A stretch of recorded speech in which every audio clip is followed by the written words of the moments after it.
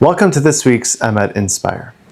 So there has been tremendous turmoil over the past few years, and what's happening is a major shakeup, and we're seeing who's who is against us and who is not.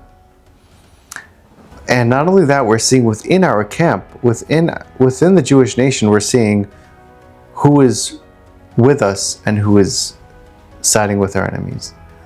And even within the camp where we all love each other, there are voices of disunion.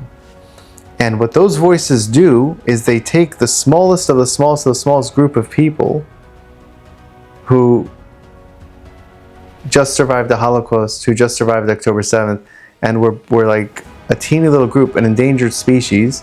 And within that endangered species, we have groups and people saying to separate even further, which it further endangers ourselves. And that's really the idea of Lashon Hara.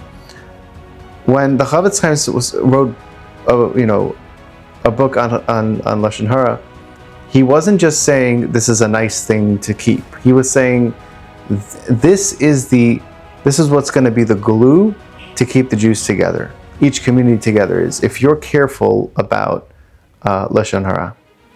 And the reason I bring it up this week is because it discusses Jews going to war in this week's Torah portion, and it's so important to keep.